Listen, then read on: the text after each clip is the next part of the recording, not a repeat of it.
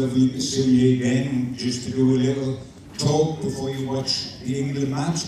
I'll introduce the guy standing next to me, there's no need to really, but quite simply, Newcastle United, number 9 legend, who still holds the record for the most goals in a single international for England. He scored 5 at Wembley, and it was in this competition a European Championship qualifier.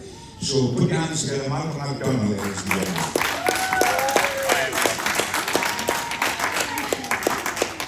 Right, Malcolm, looking forward to the game, less than an hour to go. Won the other night. Great start iffy after that. Win again tonight, and we've qualified 6 points out of 2 games we'll have qualified. Good position to be in regardless of the performance, presumably. Yes, I think so. We are lacking a bit of performance, I think, in not just the opening game that we played in, but also the couple of friendlies beforehand, Iceland and Bosnia. Even though we beat Bosnia 3-0 here at St James Park, it wasn't the most convincing of displays. And I wasn't convinced in the last game against Serbia. And when somebody like Harry Kane, who is one of the finest goal scorers in history, when he starts coming all the way back into midfield, searching for a pass from somebody, something's seriously wrong. And it seems that we go a goal up, and Southgate instructs the back 4 to drop right off. The midfield then goes back to where the centre halves were, and Kane is stood there. Completely isolated, he's sort of trying to have a party in an empty house. And it's such a shame for the guy, because he's a phenomenal goal scorer. And I see that we've got the same side tonight as we had last Sunday, and I'm boiling inside that ideally for Kane, for him to really be dangerous in the box, he needs an Anthony Gordon out on the left-hand side. He's got Saka on the right, but to have 2 out-and-out wingers who are going to chuck crosses in all day, it would be like Kane having a birthday party in the box. But that's not happening, it's not going to happen. I thought Foden, who I think has been absolutely brilliant for Manchester City this past season, he's been asked to play in a position that just doesn't suit him. And he just couldn't get into the game at all.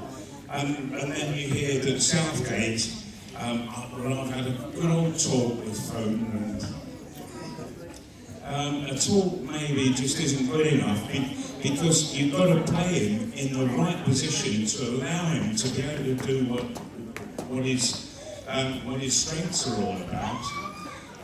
And so, will it click tonight? I'm really not sure, John. I've got my doubts.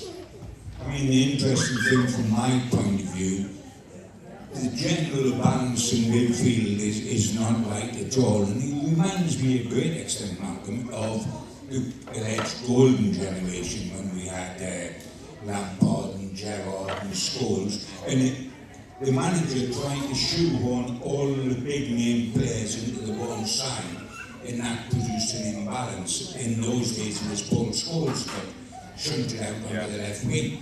It looks here, when we've got Bellingham and we've got Rice and we've got Foden, that he wants them all in the team. How do I do that? And Foden ends up throwing the shots for it outside left. I mean, to get the balance right, Foden would ideally play as a 10, just behind Harry. To do that, though, you've got to have Bellingham sitting with Rice, and he wants Belgium to play 10. And he can't ask Foden to sit, because that's not his game at all, he's an attacker. And I agree with you, Anthony Gordon is the absolute answer to the left wing problem. The one we haven't mentioned, as you said, the team's unchanged. We've got the same situation. Alexander playing creative midfielder, ball maker, ball player when he's a right back. Didn't work to a great extent, Malcolm. In all honesty, with Trent Alexander, I think he's a shocking defender. I really do, and so I wouldn't have him in the squad as a right back. I think, and I've seen him have some terrific games in midfield for Liverpool when he's played in that position. But he's got to be allowed that absolute freedom that he was being given at Anfield, and I think that Southgate is sort of tying people down to positions and under instructions and what have you. Trent Alexander wasn't allowed just to flow as he would have liked. And of course, I mentioned a few minutes ago that when England went ahead, they dropped off. And I find that utterly balmy. That's when you really want to push up, squeeze it, and get as near to the halfway, get your centre halves on the halfway line if you can, and then everything shuffles forward, and Kane has got an abundance of support then, but he hasn't got it at all. He's had to go hunting the ball. That's ridiculous when he's got such goal-scoring talents. So Southgate is getting it, I think, for now, he's getting it seriously wrong. And players won't be happy with that. Players aren't comfortable in what they're being asked to do. And particularly when you see Tyne looking so uncomfortable on the pitch that he's having to go hunting elsewhere. And so they're going to start having serious doubts on the manager's ability, that's for sure. I mean, to drop off, and we've seen the worst thing that can happen to us, Malcolm, is we get a lead because we're then goal cautious. Let's hang on to the lead that we've got. We're playing quite flowing before that. And in truth, our strengths are our attacking strengths. We ought to attack. I mean, not only have we mentioned Anthony Gordon, and yes, we are biased because he's Newcastle United, but we're also not biased. It's a fact of life that he is the most aggressive winger in the whole season in the Premier League. I mean, he was quite staggering. And we haven't mentioned Cole Palmer. Neither got on in the last game, and they, sitting on the bench, they must have been thinking, come on, let me have a go here. We can wrestle back control of the game. Because Palmer is super sub to have as well, isn't he? Well, he is, yes. And I don't know whether Southgate realises just how lucky as a manager he is to have those two players on the bench. But you see, the difference with Anthony Gordon is that he gets it, turns and off, he attacks. But what I was seeing in the match against Serbia was that people get it, they knock it back, and then it goes back further, and everybody drops off, and then they're knocking it back further. When you think that the keeper had more touches from his own side's passes than Harry Kane did, that's completely wrong, particularly when you're already leading. It's just absolute balmy. But what Kane needs is Gordon to just get it, turn and whoop, and then he's running at the defender, and he frightens defenders to death. Nobody in the England side, the way they're playing at the moment, frightens people, and that's wrong. Southgate has got to wake up. That's a centre half. He hated to be frightened himself, and I've seen him frightened a few times. And so why he's not encouraging England to do that? Because when you look at the side on paper, it's an attacking side. And he's trying to turn it into a defensive one. Can we look for the moment at Denmark? That's the opposition tonight in half an hour's time. Officially, the strongest side in the group to us, second to us, expected to finish in second position. Surprisingly, Ireland opened it with 2-1-1. But quite an emotional story with Ericsson in that game. It was these exact championships, 4 years ago?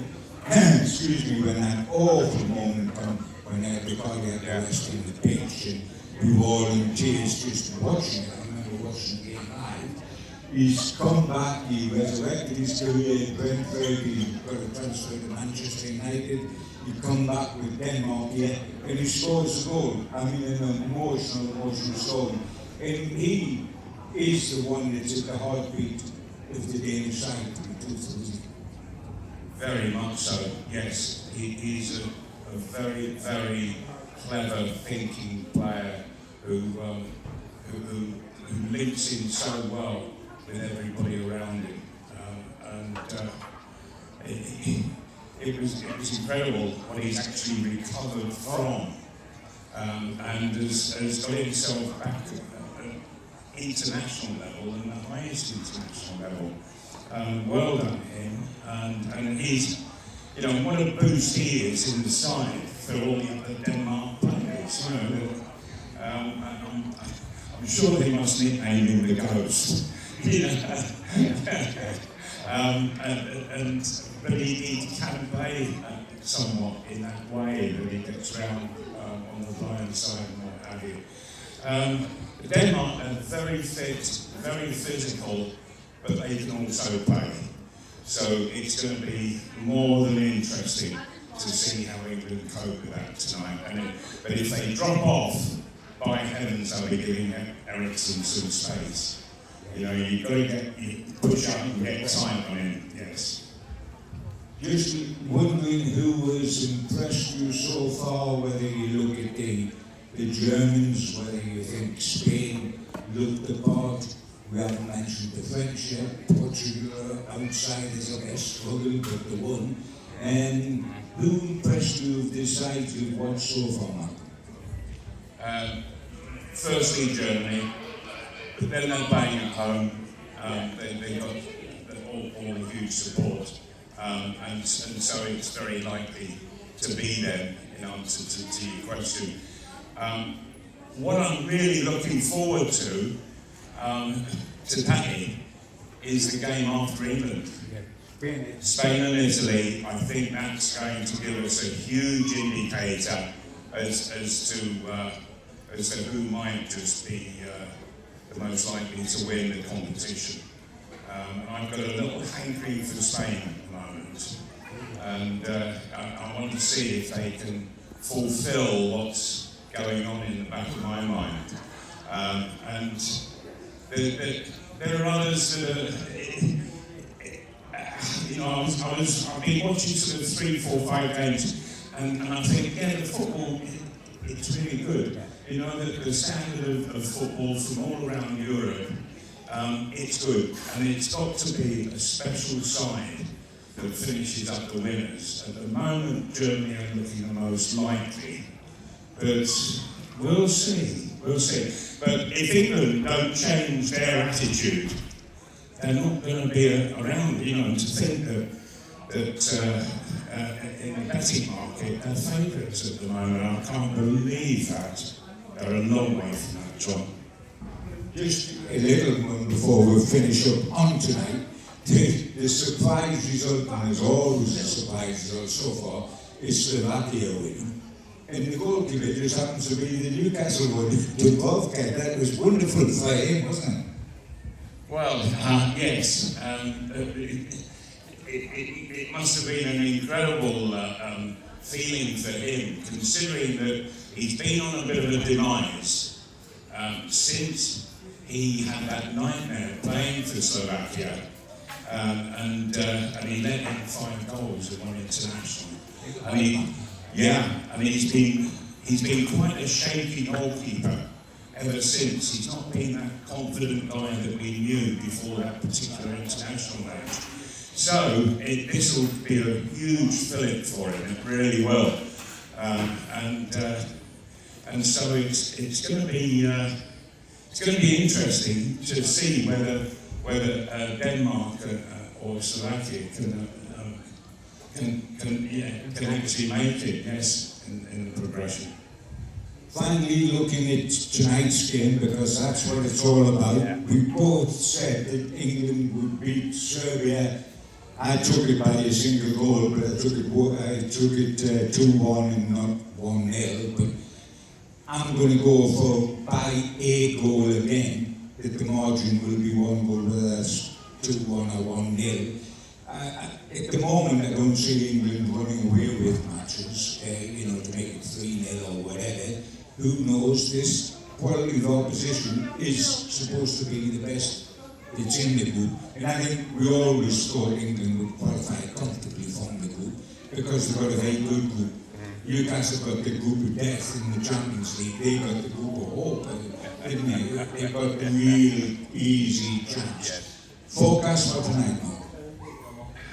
Well, I was convinced that England would get a clean sheet in the last game, which they did, but I think they were somewhat fortunate to achieve that. So, do I go for a clean sheet again? I'm really not sure. So I'm going to take it to win, but I think it's still going to be very, very close all the way through. So I'm going to go 2-1. The most important thing is, at this stage in the groups, that we actually win. And if we do tonight at 6 points, that's us qualified for the knockout. Let's hope that is true. It's been lovely to see you all. I hope to see you again next Tuesday when we play our final match. It's an 8 o'clock kickoff. We'd love to see you then. Thanks very, very much. And thanks to Malcolm McDonald. Cheers. Thank you. All right. Thanks, everyone. Enjoy the game.